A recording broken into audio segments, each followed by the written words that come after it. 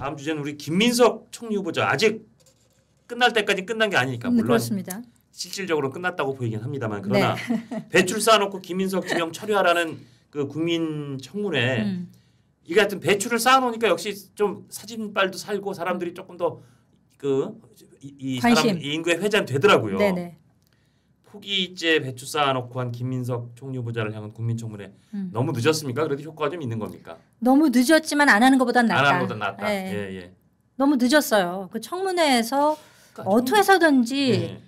그다음에 증인 참고인을 불렀어야죠. 그렇죠. 네. 왜 못 불러는 결과가 나왔는지에 대해서는 참 의문이고 그리고 김민석 후보자가 본인이 뭐 청문회에서 다 밝히겠다고 해놓고 최소한 딴 건 모르더라도 그 자녀의 미국 대학 그 비용 요거에 대해서 뭐 이를테면 외환 송금 절차가 있었을 거 아니에요. 그게 뭐 누가 됐든 전처가 됐든 본인이 됐든 뭐 할아버지가 됐든 할머니가 됐건 아니 그거에 대한 근거 제시하는 게 그렇게 어렵습니까? 그거를 그러니까 하나 해야 될 거 아니에요. 주장은 전 부인이 100% 다 됐다라고 아니 그러니까 그거 그렇죠. 뭐 송금 자료를 한번 내보라는 거죠. 예. 아니 그리고 장모한테 2억 정도를 받았다.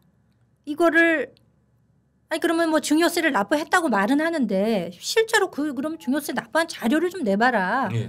내지는 200만 원, 300만 원을 받았다면은 뭐 그걸 현금 뭉치로 주진 않았을 거 아니에요. 그러면은 뭐 이체 같은 걸 분명히 했을 텐데. 그럼 뭐 개인정보 그 공개 동의만 해주면 아이고 지금 이 자리에서도 프린터만 있으면 뽑는 거 아니에요. 맞습니다. 예. 그것도 안 하면서 자료 다 됐다 말로만 자료 다 냈다. 주진우 의원이 사과를 안 해서 뭐 그렇지 뭐 이런 얘기를 하는 거 봐서는 국민의힘에서도 뭐 참 이렇게 나오는 데는 도리가 없지 않았나라는 생각이 들면서도 국민의힘이 제대로 대응하지 못했다라는 평가는 가능할 것 같습니다.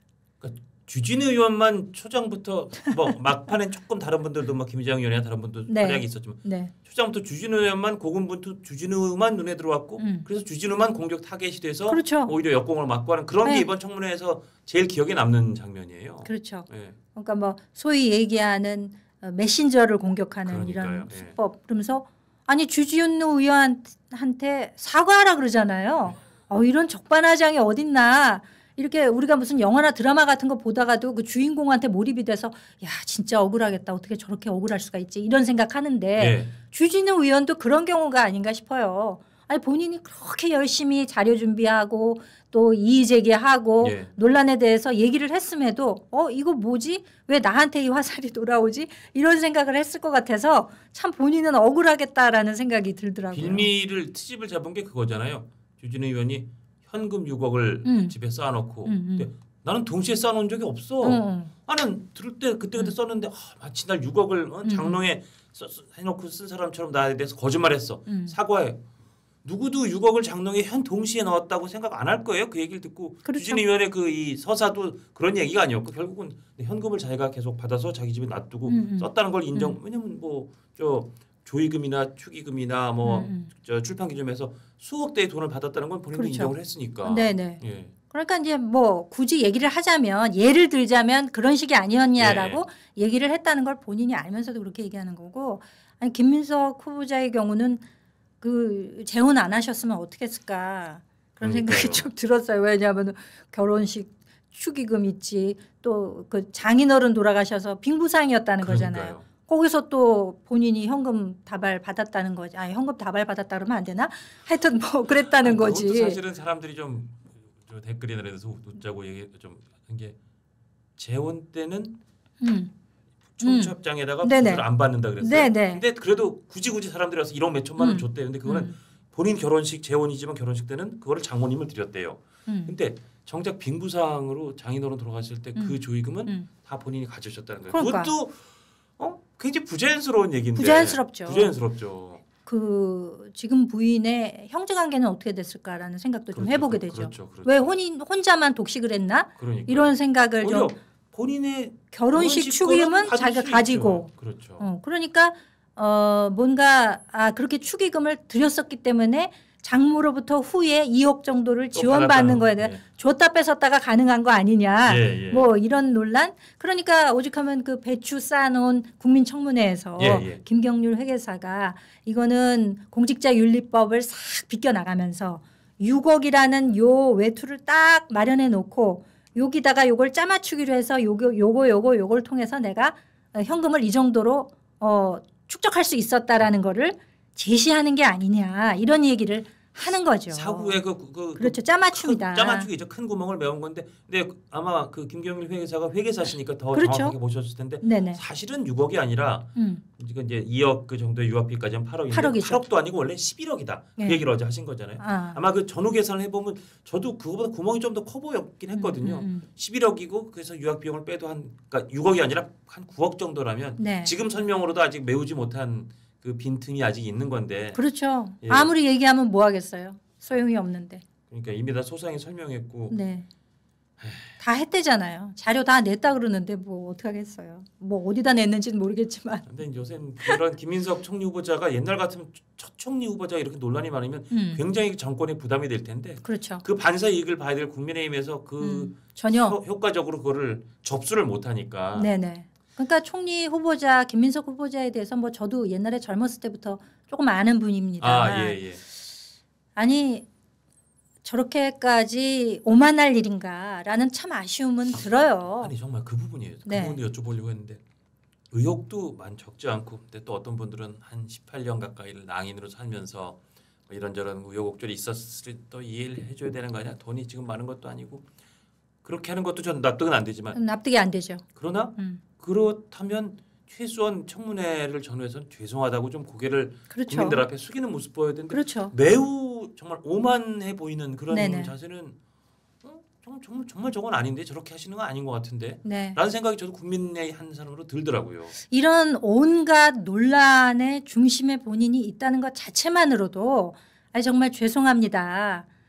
제가 이런 궤적으로 살다 보니 어쩔 수 없이 이런 논란들이 올라온 것에 대해서 그렇지만 겸허하게 그 중심에 있는 제가 사과합니다. 이런 말을 왜 못하나요? 청문회에서 그런 자세만 보여서도 훨씬 그럼요. 좀 국민적 정서가 누그러졌을 누그러져. 텐데. 국민들 그런 거 앞에 되게 마음이 좀 약해지는 스타일인데. 그렇죠. 그래서 이제 이 부분도 나경원 의원이 지금 국회 본청에서 이제 며칠째 농성을 하고 계신데 네. 그 사진을 좀 잠깐 보여주시죠. 저기에 김민석 그 지금 총리 지명자가 찾아갔는데 네. 저기 뭐 롯데월드 앞을 지나가다가 가는 게 아니라 일부러 저길 찾아가시려고 간 거였다 그러더라고요. 근데 저기서 김민석 그 총리 지명자하고 이 나경원 의원하고 주고받은 얘기, 그리고 이 김민석 지명자가 보인 여러 가지 처신이 조롱하러 간 거 아니야? 그런 지적이 나오더라고요. 그렇죠. 다 냈는데 왜 그러냐. 이 얘기만 서로 자기 할 말만 하는 그런 모습. 그리고 김 후보자가 저 오디오를 들어보면 단식하는 건 아니지 그러거든요. 왜 저렇게 가벼운 대화를 주고받을 일이냐. 그러니까요. 한 나라에 지금 정권 교체가 돼서 새 국무총리 후보를 지명하는 입장에서 본인의 도덕성이나 이 사람이 공직의 주요 공직에 될 만한 그런 사람인가를 따져 묻는 거에 있어서 저게 저렇게 찾아가 가지고 본인이 뭘 잘했다고 글쎄요. 저렇게 이야기할 일이며 그걸 또 받아치는 사람 입장에서도 왜 뭐 이런 식으로 우리 뭐 사적으로 만나서 뭐 하는 것처럼 그런 식으로 가볍게 대화를 주고받는 게 국민들 눈에 어떻게 보일까를 도저히 이분들은 생각을 안 하시나 보다. 두 분이 물론 이제 김민석 총리 지명자가 서울대 사회학과 82학번, 나경원 의원이 서울대 82학번, 서울대학교 같은 학번, 아마 동갑이시겠죠 대체로. 갑장의 그 대학교 동기 친구이실 수 있으나 그냥 저 자리에서 그렇게 정말 친구들끼리 사담 나누듯이 약간 반말 섞어서 하는 거는 보기에는 좀 저도 그렇더라고요. 김민전 의원도 그동안 통 모습이 없었는데 어제 저기 앉아 계시더라고요. 근데 그러니까 친구 사적 관계는 그냥 사적으로 하시고요. 그렇죠. 지금 저 카메라에 다 노출이 되고 대화 내용이 다 나온다는 것을 아는 거 아닙니까? 양측에서 다.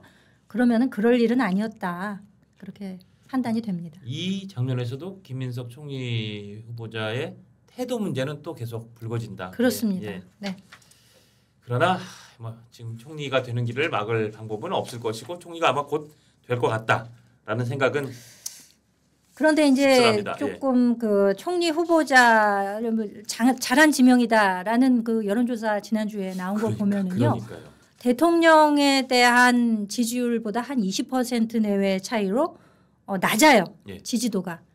그 점을 분명히 알아야 됩니다. 그 후보자 본인도 알아야 되고 정부도 알아야 되고 이재명 대통령도 알아야 된다고 생각해요. 이게 지금 시작은 이렇지만 예. 그 결과가 어떻게 될지 그건 또 우리가 알 수 없는 거거든요. 예. 국민 앞에는 항상 겸허하고 낮은 자세를 취해야 된다는 점, 예. 이 점만은 잊지 말았으면 좋겠습니다.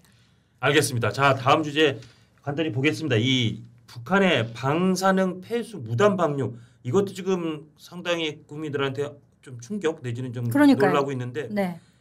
일본 오염수 때 그렇게 얘기하면 거의 핵 테러라는 식으로 하던 민주당과 뭐 대통령도 이 북한의 방사능 폐수 방류에 대해서는 일단은 침묵을 지키는 거 이걸로 그좀 국민의힘이 상당히 공세의 고삐를 이렇게 당기고 있잖아요. 그렇습니다. 어떻게 보세요?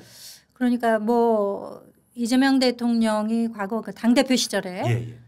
그 일본 후쿠시마 오염수 방류에 대해서 핵 폐수라고 부른다고 하면서 그것 때문에 단식을 하셨었던 거 아니에요. 맞습니다. 예. 그래가지고 IAEA 라파엘 그로시 사무총장도 우리나라에 왔다가 봉변당하고 가고 맞습니다. 뭐 이런 예, 식의 예. 굉장한 문제 제기를 했었는데 실질적으로 당시에도 그랬지만 뭐 그 해류의 방향이나 이런 것들이 우리나라에는 영향을 못 미칠 것이다.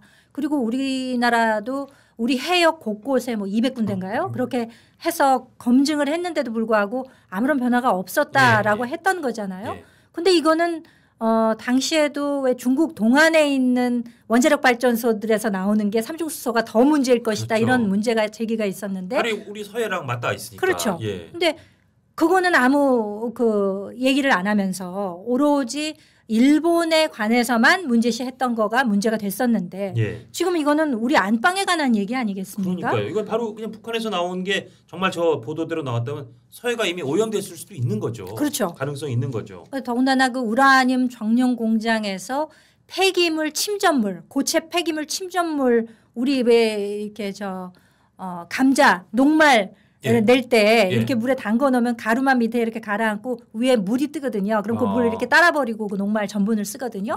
그런 식으로 고체 폐기물이 있는데 그 침전물에서 거기서 나오는 핵물질이 다량 함유되었을 것으로 보이는 그게 우리 서해 바다로 그냥 오면 그것도 뭐 예성강이라는 민물을 통해서 우리 경기만 쪽으로 나온다는 거잖아요. 그러면 우리 상수원과도 연관이 있고 서해 바다에서 생산되는 수산물을 주식으로 하고 있는 예. 우리나라에는 엄청난 영향을 미칠 수 있는 거잖아요. 그러니까요. 이게 정말 사실이면 굉장히 심각한 일인데. 굉장히 심각한 굉장히 일이죠. 심각한 네네. 일인데 최소한 그때 일본의 의혹에 대해서 했던 결기에 반만 발휘하더라도 그냥 입을 닥치고 가만히 있을 수는 없는 상황이잖아요. 이거는 정말 국민 건강과 직결되어 있는 문제고 예. 그리고 그 사회라고 하는 게 중국과도 마주보고 있지만 그 규모가 크지를 않습니다. 그렇기 때문에 더 큰 문제가 될 수가 있는 거거든요. 예. 이거는 분명히 정부에서도 어떤 입장 그리고 빨리 그 어떤 핵 물질들의 검출은 없는지에 대해서 분명한 입장을 좀 보여야 된다고 생각해요. 이게 지금 전문가들 의견에 따르면 무단 방류가 1년 넘게 진행됐을 것으로 추정된다고도 하고요. 그 정성학 박사라는 전문가는 북한은 폐수 정화할 기술과 의지도 없고 의지가 없죠. 예, 구조적으로 이 지하 터널을 통해서 방류했다. 이는 사실상 국제 공동 수역에 대한 고의적 해양 오염 행위다. 이렇게 전문가의 진단이 나올 정도면 그리고 그게 그렇죠. 먼 나라도 아니고 바로 우리 코앞이죠, 코앞. 코앞이죠. 예. 코앞에 우리가 거기서 그 바다에서 나는 거 먹고 굴비 있잖아요. 먹고 다 하잖아요. 그러니까요. 그럼 큰 문제가 될 수 있고 그러니까 어떤 관점을 가지고 있느냐가 가장 큰 문제라고 생각이 돼요. 예. 지금 국민 건강과 직결될 수 있는 문제이기 때문에 이거 좌시하지 않고 예. 분명히 공론화시켰고 근데 지금 문제는 국민의힘이 이런 내용을 논란 제기를 하고 적극적으로 문제 제기를 하기에도 너무 역부족이라는 상태죠. 그게 이제 가장 큰 만병의 근원이 아닐까 싶습니다. 결국 다 돌고 돌아서 결론은 네. 기승전 지금 국민의힘의 뭐 일종의 무능 내지는 국민의힘의 그 허약함, 네. 늪에 빠진 국민의힘, 네. 기승전 늪에 빠진 국민의힘 그렇죠. 거기로 가게 되네요. 네. 근데 어쨌든 이 부분은 뭐 국민의힘이 국민의힘도 해야 되고 아니 저나 우리 저 대변인님이나 국민의 입장에서 이거는 불안하다. 그렇죠. 정부가 이거는 일본 할 때 반이라도 해줘야지. 네. 그리고 북한에 뭐 물어보든지 가서 재든지 해라라는 얘기를 정말 높여야 될 것 같아요. 그렇습니다. 예. 그리고 오늘 저희 그 마지막 주제인데 네. 이거 어제부터 좀 화제가 됐던. 야, 전 김어준 뭐 워낙 전 개인적으로 본 적은 없지만 김어준 씨가 뭐 유명한 사람이긴 한데 와, 그 인천에서 그 무슨 더 파워풀이라는 토크 콘서트에 진짜 어마어마한 민주당의 저 최고위급 인사들이 총출동을 했더라고요. 문재인 전 대통령, 우원식 국회의장, 김민석 총리, 저 지명자, 정청래 당대표 후보자 다 전현직 국가서열 1위, 2위, 한 5위급, 한 10위권 아니죠. 다 10위권 아니죠. 네, 네, 네. 이걸 보면서 저는 무슨 생각을 했느냐. 그 유명한 탑스타급의 연예인이 결혼식을 하면은요. 그러면은 마치 그 레드 카펫을 방불케 했다 이런 표현이 나와요. 그렇죠, 그렇죠. 하객으로 오는 분들이 무슨 국제 영화제 예, 규모의 무슨 이런 분들이 왔다. 뭐 이런 그거와 좀 비견할 수 있는 그런 경우가 아닌가라는 생각이 들었어요. 예. 그러면서도 이제 보수층이 여기서도 또 그 허약함이 대비된다라는 생각을 할 수밖에 없는 게 지금 이 김어준 씨 유튜브를 제가 오늘 아침에 한번 들어가 봤더니 구독자 수가 220만 명이더라고요. 200만을 그 탄핵 계엄 그 전후에서 확 올라서 예, 220만까지 올라갔군요. 와. 그러니까 그리고 이제 동시간 그러니까 생방송할 때 접속자 수 동접자가 네, 그건 몇십만대 규모고 어마어마한 거거든요. 그 댓글이 올라가는 속도가 너무 빨라가지고 도저히 뭐 볼 수가 없는 그러니까 보수 유튜버들과 비교를 해 보자면은 뭐 공짜 하나가 완전히 차이가 나는 거거든요. 그렇죠. 예. 그러니까 뭐 이렇게 일종의 세력화, 예. 권력화되고 있는 점에 대해서 눈길이 가는 거죠. 그러니까 심지어는 뭐 최근 들어서 민주당 당대표 선거에 있어서 명심과 어심이 있는 게 아니냐. 그러니까요. 와, 이런 얘기까지 나오는 걸 보면은 그게 이재명 대통령 지금 막 당선돼서 시작한 그렇죠. 지 한 달에 채 안 된 대통령 입장에서 최고 권력 무지하게 불쾌할 수 있는 얘기인데 네. 명심과 어심이 대립한다 그러고 심지어 음. 어심이 이길 것 같다는 얘기가 당연히 명심이 실린 아니 뭐 다 아는 얘기니까 박찬대 후보한테 명심이 대통령 마음이 실려 있다는 거를 다들 그렇게 그냥 인정하고 있고 정청래 후보에는 상대적으로 대통령 마음은 덜 실려 있는데 김어준 씨가 참 밀어준다. 그래서 그럼 뭐 박찬대 군대가 되겠지라고 생각했는데 물론 이것도 김어준 씨가 하는 여론조사 꽃에서 뭐 여론조사한 걸 보면 네. 지명도가 이쪽이 높아서 그런지 어심이 명심을 이기는 그러니까 아직 결과가 주목이 돼요. 그러니까요. 이걸 보면은 그 전체적인 민주당 내지는 진보 지지층이 어떻게 가고 있는가를 읽을 수 있는 그런 결과가 되지 않을까. 예. 우리가 방심하고 있는 사이 예. 정말 기대하지 못했던 결과가 나오게 된다면 그때 가면 좀 섬뜩할 것 같아요.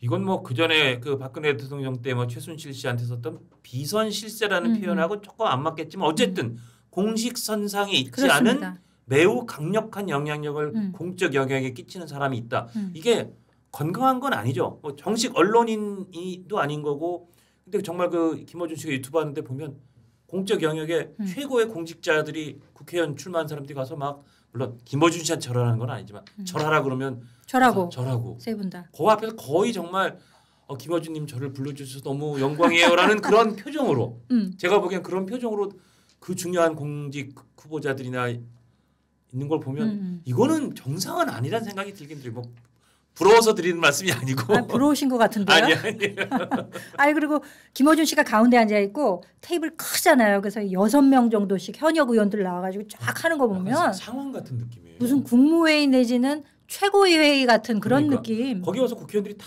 보고하듯이 이렇게 된 거고 저렇게 된 거고. 그러니까 부익부 빈익빈 현상이 심화되는 거죠. 예. 왜냐하면 그렇게 되다 보니까 어떤 뭐 주요 뭐 힘쓸 그런 계제가 된다 그러면 정치인들이 거기가 일원화가 됐잖아요. 그렇죠. 그러니까 그 채널을 완전히 공식 채널처럼 이용해서 본인이 나가서 그거를 활용하기도 하고 또 이쪽에서는 그렇게 되다 보니까 더 섭외하기도 쉽고 섭외를 아침에 한대요.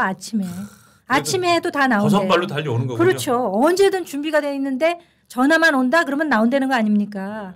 그러니까 이 정도의 기세다라고 하면 사실 조금 한 달 취임 한 달 기자회견을 한다는 거 아니에요. 대통령이 거기에서 이제 일종의 지금 얘기하는 이 유튜브 예. 영향력 있는 내지는 이재명 대통령 내지는 진보 지지층과의 상당한 결착돼 있는 이런 분들도 그 기자회견장에 올 수 있다라는 그러니까 얘기가 지금 나오고 있거든요. 그러니까요. 예. 이제 그렇게 보면 우리가 뭐 미디어 차원에서도 뭐 뉴미디어의 시대다, 유튜브의 영향력, 뭐 미국 선거에서도 이미 오래전부터 이런 SNS의 정치학 이런 것들이 있습니다만 그럼에도 불구하고 만약에 그런 장이 펼쳐지게 된다면은 더욱더 놀랄 일이 벌어지지 않을까. 상대적으로 이쪽 보수 쪽에서는 그 좀 양상이 좀 달랐잖아요. 그렇죠. 소위 극우라고 불리우는 굉장히 강한 성향의 유튜브들이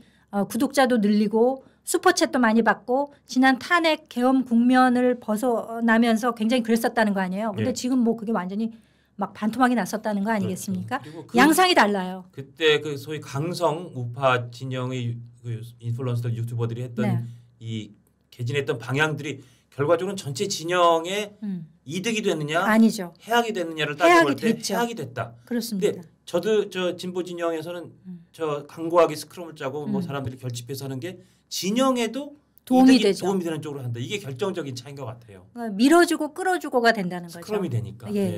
여기는 자꾸 동굴 파고 들어가는 쪽으로 가는 거고 저기는 밀어주고 끌어주고가 되는 거고. 그러니까 이거를 하루아침에 되바꿀 만한 그런 거는 좀 없어 보여요. 그런 전망이 어렵습니다. 네. 이게 갈수록 밭이 참 점점 운동장도 기울고 밭도 아주 그냥 토양이 아주 안 좋아지고 너무 좀 우울한 전망을 자꾸 말씀드리는 것 같은데 뭐 할 수 없죠.